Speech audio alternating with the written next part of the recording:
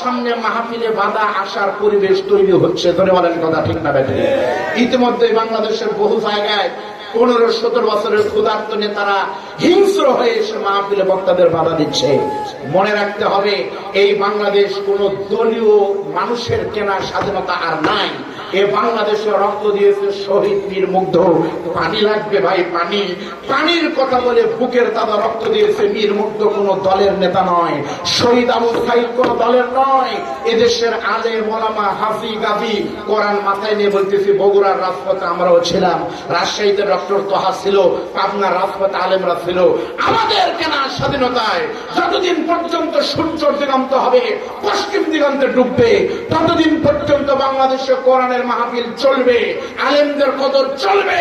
এর বেরকায় হলে বেঈমান গেছে সেই পথে, তোমাকেও পাঠানো হবে সেই পথে, ধরে বলেন প্রিয় ভাইরা। কিন্তু আমাদের দুর্ভাগ্য কি জানেন? আমরা জাত ধরারটা ধরি না, আমরা অন্যটা ধরি। এই কথা বলে শেষ করবো। আপনারা কোনদিন ইন্ডিয়া গেছেন?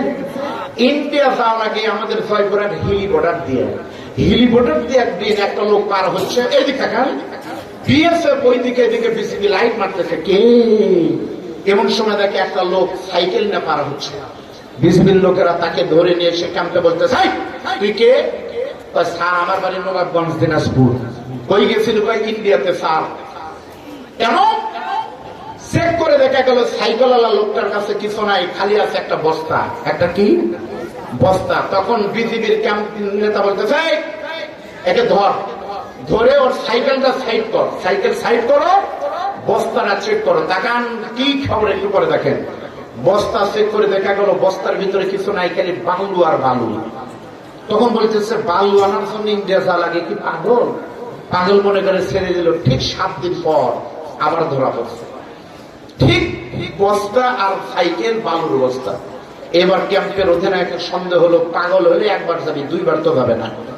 নিয়ে তাকে এমন পিটন শুরু করছে, হাঁটুর নিচে মারা শুরু করছে। তখন বলে, স্যার মারেন না স্যার, সত্য কথা বলতেছি। কি বলে? স্যার, আমি তো আসলে বালু আনার জন্য যাই না স্যার, মূলত আমি পাচার করি হলো সাইকেল।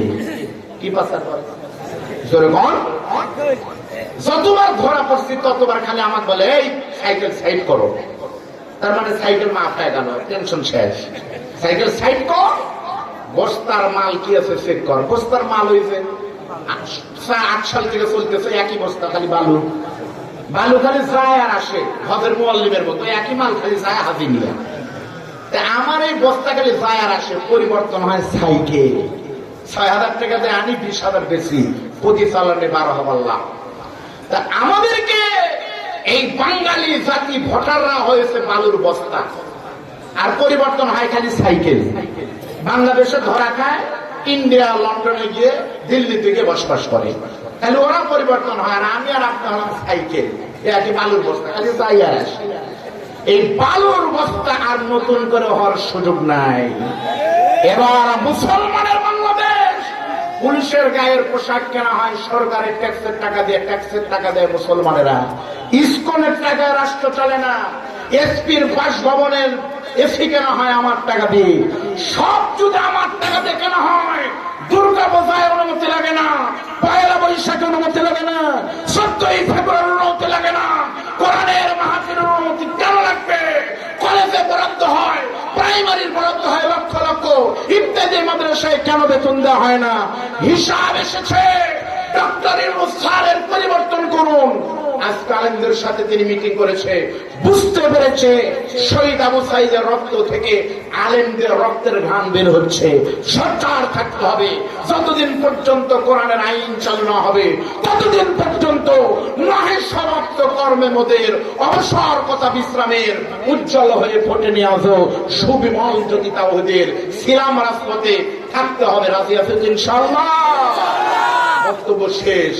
এবার বলে, আল্লাহর ইবাদতের পরেই 2 নম্বরে ওয়াবিল ওয়ালিদাইনি ইহসানান, আল্লাহর ঘোষণা যে আল্লাহর পরে সেবা করতে হবে যার। আপনাদের জোরে নাম বলতে হবে, তিনি কি? জোরে বলে, মা। ঠিক আছে, 1 নম্বরে হলেন আমার আল্লাহ, আল্লাহর পরে 2 নম্বরে হলো আমার নবীজি, 2 নম্বরে নবীর পরেই হলেন আমার মা, মায়ের পরেই কিন্তু আমার বাবা, বাবার পরে কিন্তু অন্য কিছু হবে। খেয়াল করেন, এই যে এতগুলো মানুষ এখানে আছেন বন্ধু, এই কথাটা 5 মিনিট বলেই আমার ভাবলাম প্রধান কর্তা চলে আসবে, রেডি হচ্ছে। আপনারা একটু সময় দেন, মাত্র 5-10 মিনিট, বিরক্ত হবেন আপনারা। এইটুক শুধু বলবো, এখানে যত মানুষ আছেন আমাদের ভিতরে, আপনাদের ভিতরে তাদের মা নাই, মায়ের কোনো ওয়াজ কিন্তু আমার জানা নাই। মায়ের ওয়াজ হলো এই দিক তাকান ভাই, পাহাড় যত বড়ই হোক আকাশের নিচে, নদীতে মাছ যত বড়ই হোক পানির নিচে, আপনি সন্তান যত বড় হন, আপনার জান্নাত কিন্তু আপনার মায়ের পায়ের নিচে। এতগুলো মানুষ এখানে আছেন, আল্লাহকে সাক্ষী রেখে একটু বলেন তো ভাই, আপনাদের ভিতরে কার কার দোকানে মা নাই? মা নাই কার কার? তার একটু হাত তুলেন তো, হুজুর আমার মা নাই।